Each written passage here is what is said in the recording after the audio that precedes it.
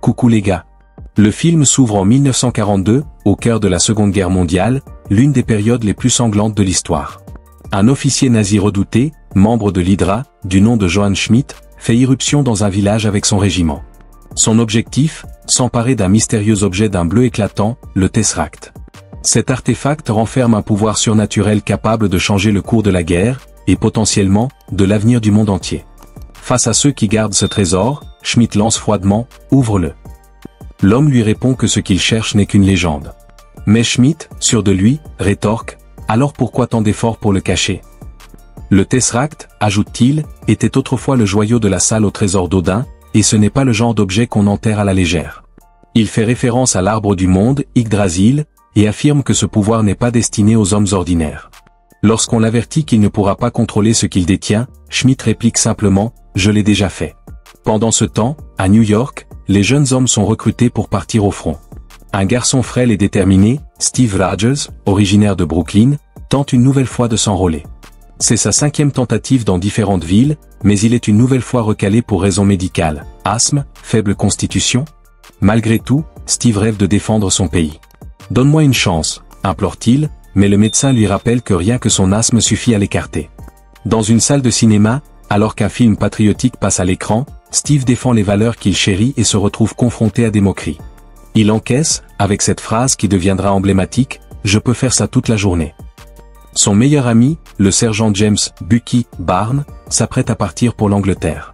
Il emmène Steve à une exposition sur les technologies du futur organisée par l'ingénieur Howard Stark. Là encore, Steve tente de s'enrôler. Bucky tente de le dissuader, lui suggérant d'aider autrement, mais Steve refuse d'abandonner. Leur échange est entendu par le docteur Abraham Erskine, un scientifique représentant la réserve scientifique stratégique. Intrigué par la ténacité et l'esprit de Steve, il l'interroge et découvre ses multiples tentatives d'enrôlement.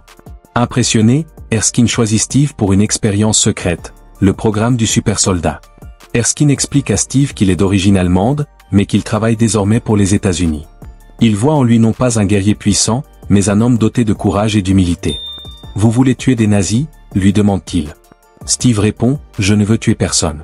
Je n'aime pas les tyrans, peu importe d'où ils viennent. » Cette réponse confirme le choix d'Erskine, ce qu'il faut aujourd'hui, c'est un « petit gars » avec un grand cœur. Pendant ce temps, Schmidt, dans son laboratoire secret, travaille avec le scientifique Arnim Zola à extraire l'énergie du Tesseract. Ils réussissent à en contenir le pouvoir, Schmidt affirmant que cette énergie pourrait remodeler le monde. De retour à Steve, il entame un entraînement militaire exigeant. Le colonel Phillips et l'agent Peggy Carter, qui travaillent avec Erskine, observent ses performances.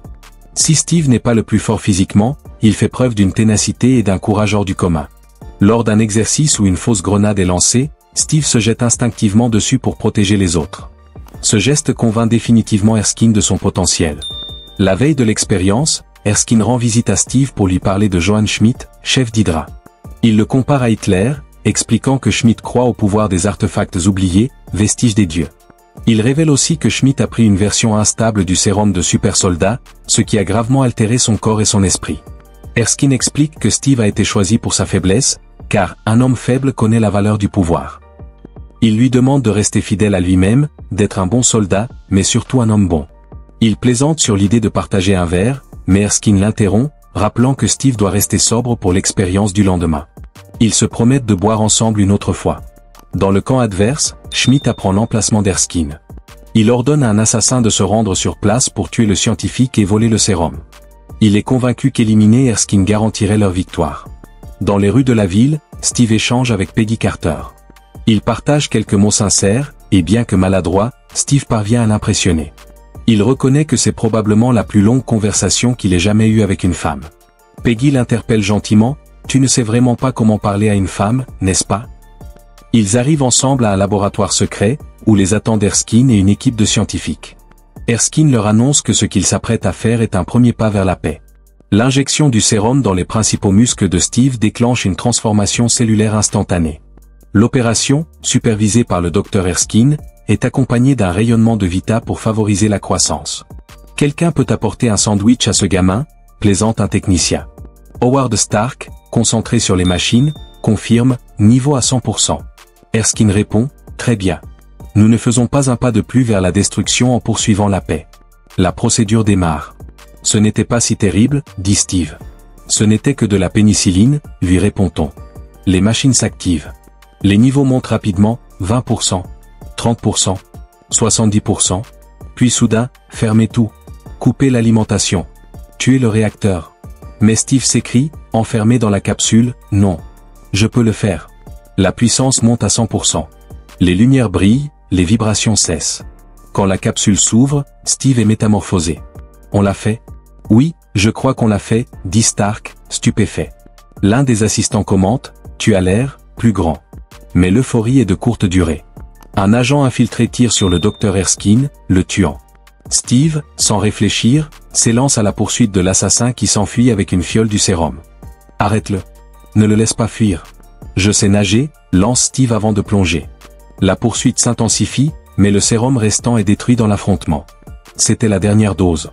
Pendant ce temps, Johann Schmidt, le chef de l'Hydra, montre à ses officiers l'efficacité de ces nouvelles armes alimentées par le Tesseract.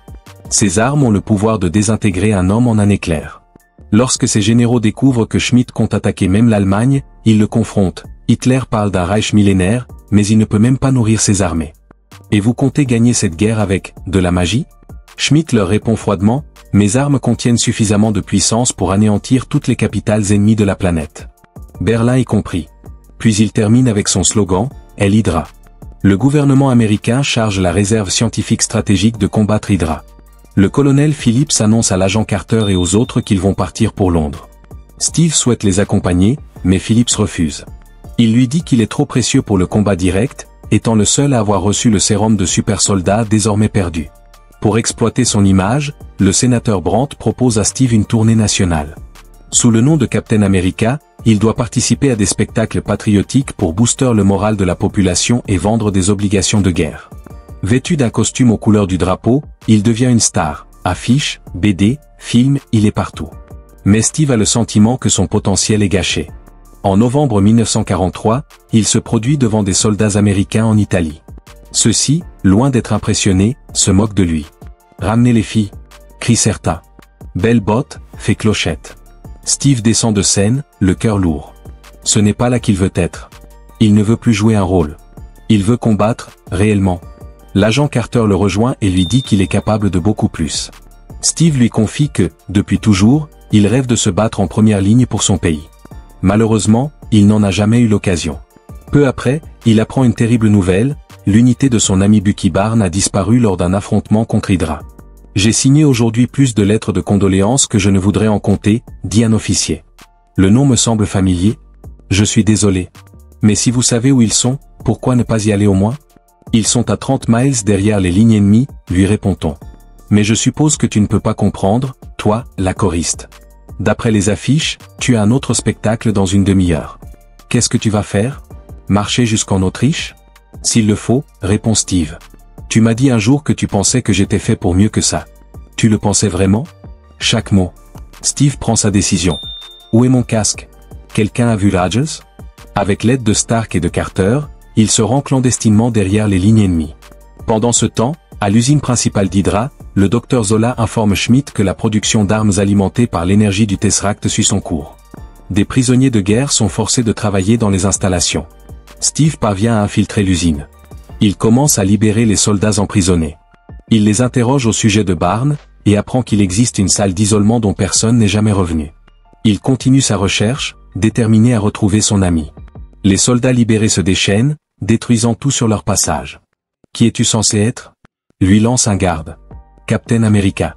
La lisière des arbres est au nord-ouest, à 80 mètres après la porte. Sortez et montrez-leur ce que c'est, l'enfer. Utilise ça. Non. Mais que fais-tu? Nos forces sont dépassées. Je donne tout. Ma vie si nécessaire. Bucky, qu'est-ce qui t'est arrivé? J'ai rejoint l'armée. Capitaine America. Comme c'est excitant. Vous voyez, j'ai été son plus grand succès. Tu n'en as pas un, n'est-ce pas? Nous avons laissé l'humanité derrière nous. Alors pourquoi tu cours? Stephen Barnes parvient à s'échapper difficilement de l'usine. Pendant ce temps, le sénateur Brandt apprend que Steve a franchi les lignes ennemies, et qu'il pourrait bien y laisser la vie. L'agent Carter informe Philippe que le dernier vol de reconnaissance est revenu, sans aucun signe d'activité. Je ne regrette pas ce que j'ai fait, confie-t-elle.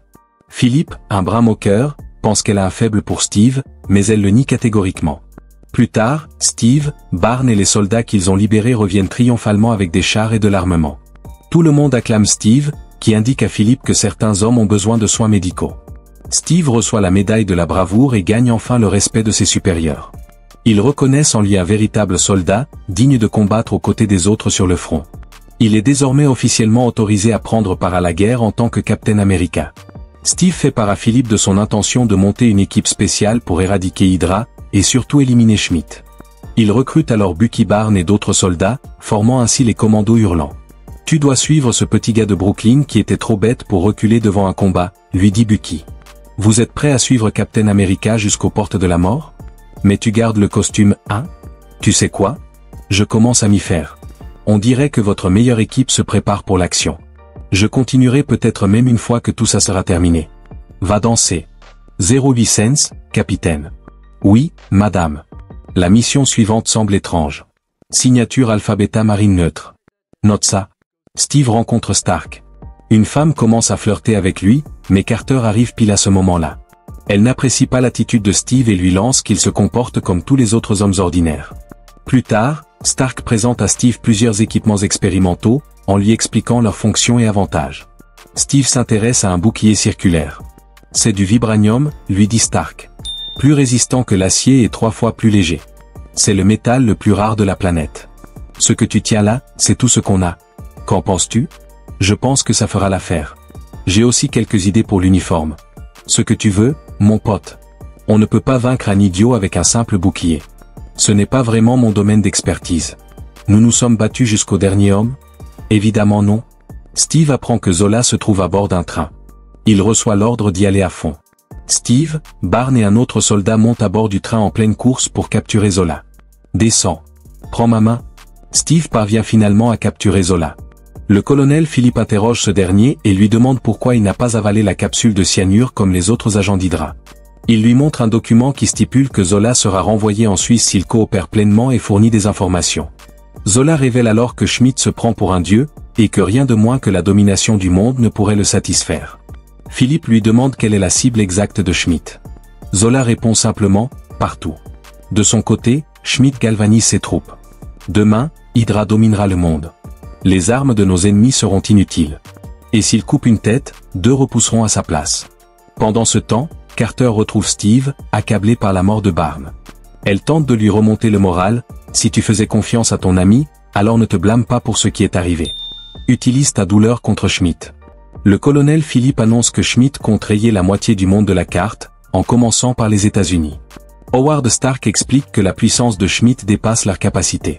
Il pourrait anéantir toute la côte et en 1 heure. Grâce aux informations obtenues par Zola, il découvre que la dernière base d'Hydra est située dans les Alpes, à plus de 150 mètres sous terre. Steve décide de passer à l'attaque. Il s'infiltre seul dans la base de Schmidt et élimine tous les ennemis sur son passage. Qu'est-ce qui te rend si spécial ?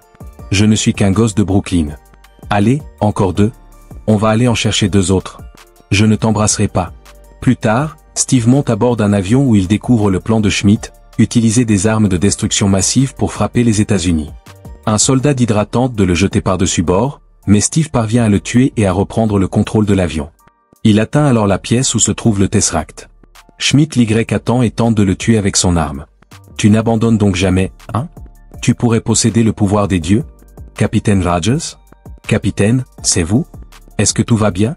Donnez-moi votre position, je vais trouver un point d'atterrissage. L'atterrissage ne sera pas sûr. Je vais le faire plonger dans l'eau. Non, s'il vous plaît, ne fais pas ça. On a encore le temps. C'est mon choix. Je vais devoir repousser cette danse. 1 semaine. Samedi prochain. Club El Track. 8 heures, sur le quai. N'ose pas être en retard. Tu sais que je ne sais toujours pas danser. Je te montrerai. On demandera au groupe de jouer quelque chose de lent. Je détesterais marcher sur tes pieds. Steve se sacrifie en crachant l'avion dans l'Arctique, sauvant ainsi des millions de vies. Plus tard, Howard Stark retrouve le Tesseract au fond de l'océan. Mais il ne trouve ni trace de l'avion, ni du corps de Steve. On suppose alors que Steve est mort. L'agent Carter est bouleversé en regardant la photo de Steve. Mais Steve ouvre soudain les yeux. Il est dans une chambre d'hôpital à New York. Une retransmission radio passe un match de baseball de 1941, un match auquel il avait assisté. Où suis-je ? Vous êtes dans une salle de convalescence à New York. Le match ? C'était en mai 1941. Je le sais, j'y étais. Tous les agents, code 13. Écoute, je suis désolé pour ce petit théâtre là-bas, mais, tu dors, Cap, depuis presque 70 ans. Ça va aller? J'avais un rendez-vous? J'espère que vous avez apprécié ce récapitulatif. N'oubliez pas de vous abonner, de liker et de partager pour plus de vidéos comme celle-ci. Et comme toujours, merci beaucoup d'avoir regardé.